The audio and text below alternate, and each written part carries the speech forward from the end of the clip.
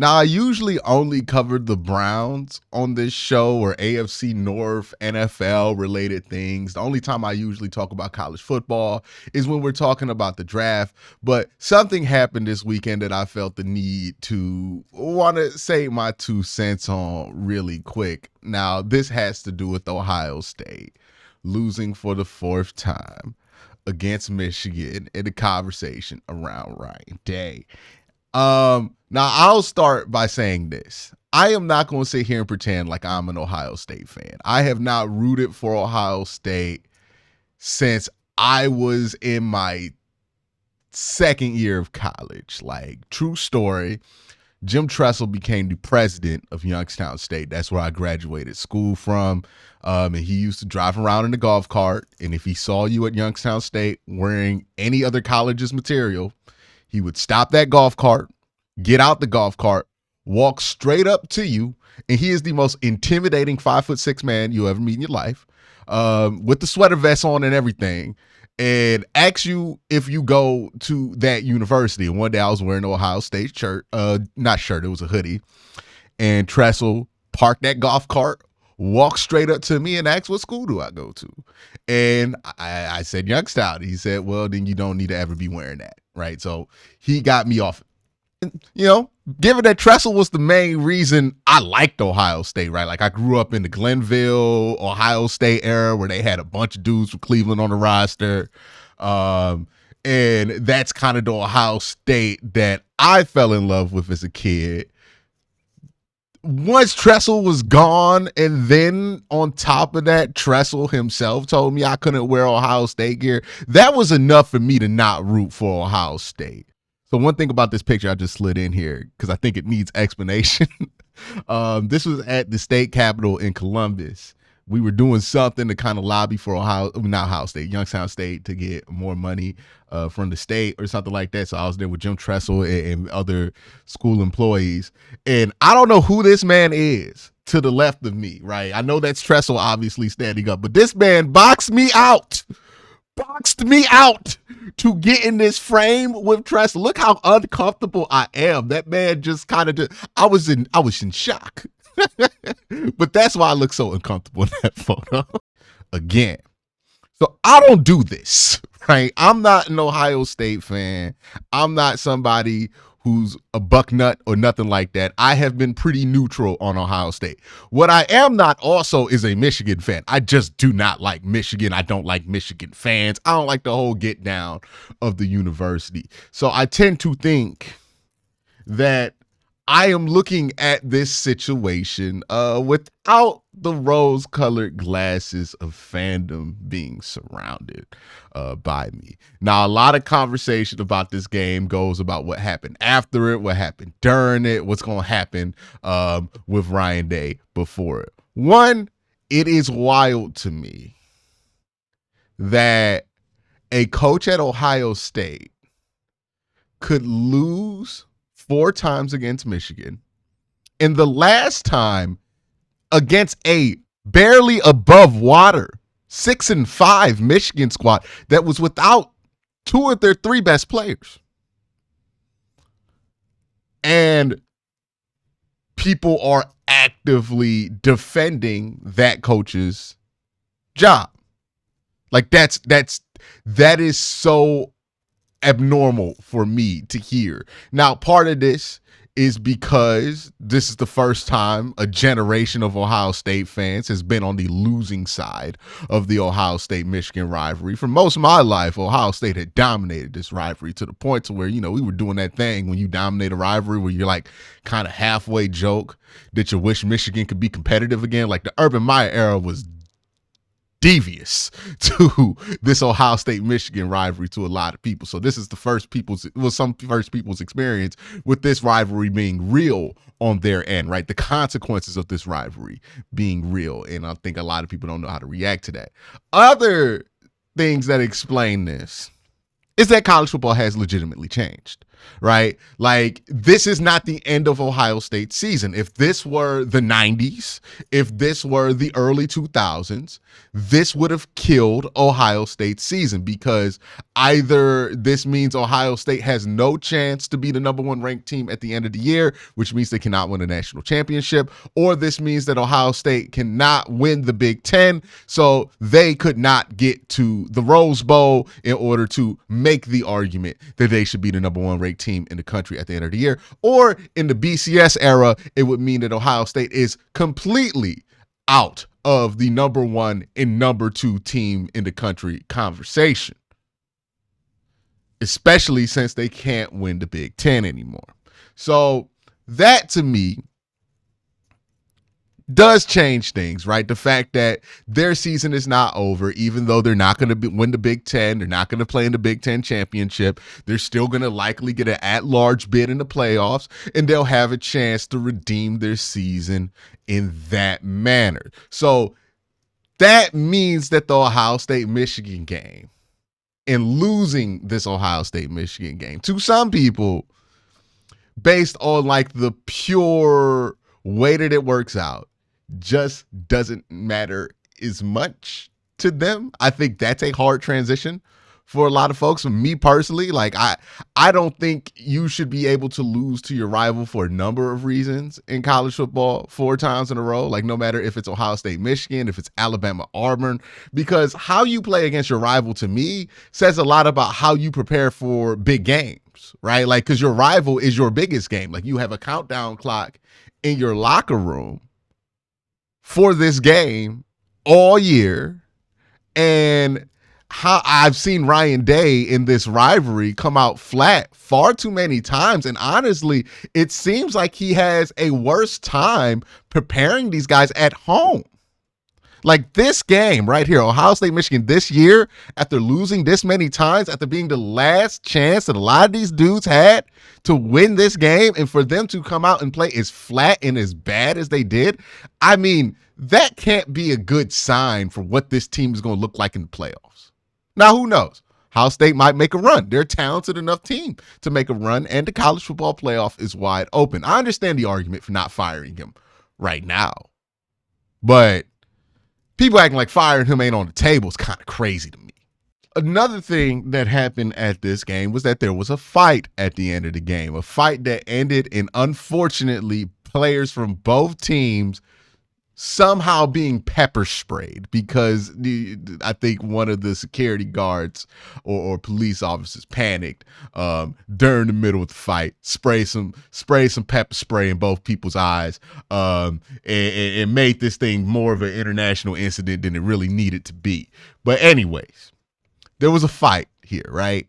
And this is what I mean when I say, when I observe Ryan Day, especially as the coach of a blue blood Power 5 school like Ohio State, right? Like Ohio State, Michigan, like Ohio State is in this rare class of school that I don't think you can mess up, right? Like, you can't lose 5 games at Ohio State. It's almost impossible. The same's true for Alabama. Sometimes it's true for LSU, but it's true for like Alabama, maybe Georgia, and Ohio State. Like, those are the 3 true blue bloods in college football.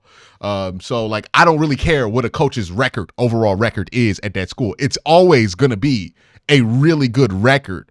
But when you are the coach of one of those schools, there are some things I look for when it comes to leadership. And it feels like Ryan Day is so bad at all of those things when it comes to leadership. Like, I saw Ohio State get into a fight with Michigan. I don't really care about the fight itself. Michigan tried to plant the flag, which, okay, yeah, you 6-5 and you beat a 10-1 Ohio State team, and you're a Michigan and you're their rival. Of course you're going to try some disrespectful shit like that to try to like rub it in a little bit deeper, because like, this was a absolute we own you win. Like, if you're Michigan, how could you not feel like that? You were bad coming into this game. You were missing a bunch of starters and you still won. That's a we own you moment, right? So you trying to put that in and plant the flag. Now, I absolutely 100% understand why Michigan decided to go do that. I also absolutely 100% understood why Ohio State players decided that was not going to go down. right? Especially after Baker Mayfield got away with it, and the only people to do something about it was the band in like 2016 or 2017, whenever Baker Mayfield did that. And Ohio State players got a ton of flack from the alumni about it. I bet this was something that was talked about for years, right? If somebody tries to plant the flag on the O, you got to get up there and square up, right? I bet this was something that they was told, passed down generation to generation. You can't let something like that happen. So I understand why Ohio State players decided to go ahead, square up, and get it rowdy with Michigan at that point. Hey, I think Michigan understood that Ohio State had no other choice but to square up and get rowdy at that point. Because what they supposed to do? Like, you try to disrespect them to the ultimate level. Are Ohio State players just supposed to be like, yeah, man, do it. You won. You get to talk. No, man. No. They did something about that. Here's where I have my issue with Ryan Day. Ryan Day is sitting there watching this whole thing. I don't know. Maybe I'm toxic. But I feel like in my life, whenever I've seen something like that happen, usually the football coach is the first person in the scrum trying to separate folks because he's the leader of the team and he knows that his voice will get people to calm down and realize that there's consequences to keep going with these actions that they are participating in, right? Like, it feels like that's what the head football coach's job is supposed to be. Ryan Day out here watching this whole thing. Like, his first instinct is not to do something about it. His first instinct is to wonder what's going on. That's not a leader of a Power 5 school. Like, that should get you fired at any blue blood Power 5 school. We're talking about Alabama, we're talking about Georgia, we're talking about Ohio State, right? Like, the three schools, no matter where they are, you always think they can win the national championship. Those three schools, you don't keep your job after losing to your rival 3 times or 4 times. You don't keep your job after losing to a barely above 500 version of your rival. You don't keep your job after somebody who has had the job for less than a year beats you twice. You don't keep your job after displaying such a lack of leadership in a moment like that at the end of the game. Like, I don't understand how people are still like going for Ryan Day at this point. And I'm just telling you from the outside looking in. And I'm just asking from the outside looking in, like, legitimately, what does Ryan Day do well? Like, the one thing I keep getting back is that he recruits well. I wonder how much of that is the brand of Ohio State doing most of the heavy lifting, because the brand of Ohio State is a powerful brand. You don't have to convince a ton of people to play at Ohio State. Again, it's one of those 3 schools, right? Bama, you don't got to do much to recruit for Bama. And Georgia, you don't got to do much to recruit for Georgia. Those 3 schools are always going to have talent, plus LSU, right? In college football. Those schools always going to have people going to get drafted. So I don't know how much recruiting like he matters in. Like, if you take Ryan Day out, would you still not have top 10 recruiting classes? Like, it's Ohio State. You're probably going to have top 10 recruiting classes without a coach because you're Ohio State. People are always going to assume you're going to be really good. I also get the argument that people put together that college football recruiting has changed, and with the portal, it's a much more difficult game out there. And I agree with that sentiment that recruiting has gotten a lot more difficult for most schools. But truthfully, these changes that make it more about the financial incentive and more about making sure that players are financially taken care of with different ways of going about it, using NIL, that is stuff that's going to benefit the top 1% of college football programs. And quite frankly, Ohio State is in that 1%. Like, they benefit from this system more than they don't. I mean, just look at some of the transfer players that they have on their roster right now who simply joined because they wanted to jump from one blue blood at Alabama or Ole Miss to another one. And Ole Miss isn't even a blue blood school, but that's how you got Quincy Junkins. That's how you got Caleb Downs. Like, this system benefits schools like Ohio State. So, yeah, for most schools, is recruiting a lot tougher. Sure, if you're Baylor, if you're a mid-tier school, that's gotten very hard to do. But if you're Ohio State, it's not going to be as difficult to keep your players if you really want to keep them. And it's not going to be as difficult to get players if you need to replace them, because you again have all the institutional advantages. You had the added benefit of being the only true blue blood school in the Big Ten. Like, I don't think USC is that anymore. Michigan is not that anymore. Like, I understand that Michigan is a top tier school, but they're not what Ohio State is. Like, Michigan can still lose 5 games. Ohio State, you cannot lose 5 games at Ohio State unless they're like under sanction or something, right? I think Luke Fickell won 5 games or 6 games at Ohio State, and they were like under sanction that year, and it was like a bunch of controversy going on, so they didn't win that much. But other than that, it's almost impossible to lose 5 games at Ohio State, Michigan, at Ohio State, Alabama, places like that, right? So my question is, like, how is Ryan Day elevating Ohio State? Like, what is the justification for him being there? Because if you can fire Ryan Day, you're not going to be set back as a organization because you're Ohio State. You're institutionally protected from the consequences of having a good coach or having a bad coach because of the advantages that Ohio State has inherently in all of the systems that make college football go.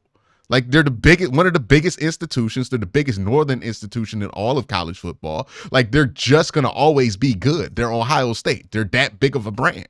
I just find this one fascinating because there's a lot of people that I usually tend to agree with or be on the same wavelength about these kind of things that really feel strongly about keeping Ryan Day. And I just could not imagine being in that position if this were a school that I cared about. I mean, look at the talent that Ohio State has had. Marvin Harrison Jr., CJ Stroud, right? Like, some of the most talented teams and players have walked through Ohio State during Ryan Day's tenure. And you can make that a point of, hey, Ryan Day can recruit. Like, maybe Ohio State can always get good players, but Ryan Day can get CJ Stroud, right? Or maybe you're making that argument, and maybe that's the argument that Ryan Day is making internally. But I do have to ask the question, like, yeah, he could recruit, but like, what does it matter if you're not really getting anything for it? Like, because you had Marvin Harrison Jr. and CJ Stroud, and you didn't win a national championship. You're talking about, well, we could have if, right? But you didn't win a national championship. Even if Ryan Day is not the guy that's going to be able to figure out an on-field strategy to put all of that talent to maximum use, or not even just maximum use, high enough use to be a champion with it, then what good is all that recruiting doing for you at the end of the day? And again, it's Ohio State. Like, I don't know how much that recruiting is like he's changing your life with recruiting. But I just wanted to give my 2 cents on that. I found that whole game to be fascinating because it just illustrates to me how much football has changed, but also just how much college football has changed. That you could lose to Michigan in that manner, and because of the playoff, Ryan Day gets to keep his job at least until the end of the playoffs. And if he wins like 2 games in the playoffs, I think it's very likely that he keeps his job, which is wild to me because he gives all the signs of a dude who's probably not helping this institution be any better than they would be with any other coach. The best argument you can make for Ryan Day is that he's not messing up Ohio State, but Ohio State is so hard to mess up. Like, you have to try. And I know people will point to Michigan and say, hey, look, Michigan has had down years. We're the same thing as them. Ohio State and Michigan are not the same level of institution. Like, Michigan has never been as consistently good in the modern era of college football as Ohio State has been able to be. Like, it just is what it is. They're not the same level of institution. They're not the same level of strong school. I even heard somebody make the comparison from Ryan Day to Jim Harbaugh, where they were talking about, oh, well, Ryan Day hasn't won a national champion. Well, Ryan Day lost 4 games against Michigan. That's the same thing that Jim Harbaugh did. But I'm just sitting here like, are we serious right now? Like, are we comparing what Jim Harbaugh has done as a coach before he beat Ohio State to what Ryan Day has done? Like, Jim Harbaugh was a successful coach at Stanford. He was a successful coach in the NFL. And then I hear people like turn their nose up at Ohio about Mike Vrabel becoming the next head coach at Ohio State. And I'm just confused by all of this because Mike Vrabel is a clear upgrade from Ryan Day, in my opinion. Like, that's somebody with some NFL cachet. That's somebody who has had success as a head coach in the NFL. He has the proper energy, and he's an alumni from Ohio State to get this thing rocking. Like, I feel like he would know how to press the buttons on the Ohio State machine to be able to get it to where it needs to get. Like, I don't think you need a rock star at Ohio State, or the best recruiter at Ohio State. Jim Tressel won a national championship at Ohio State without that, against the most talented Miami team of all time. Right. And he was just recruiting local and developing guys. And I get it, with the portal, it's a little bit different, but it's not so different that strategy is useless, right? Like, I don't know. It's been interesting to see Ohio State like kind of morph their identity over the last few years. And I think the justification of keeping Ryan Day, even though they have lost 4 times to Michigan, is the biggest sign of this transformation that Ohio State has kind of done, that I find to be fascinating, and kind of a marker of like how much college football has changed. Because 10 years ago, you lose to your rival 4 times in a row in this manner, you are fired the next day. But it's not the case anymore. I don't know if that's good or bad for the game. Let me know what you think.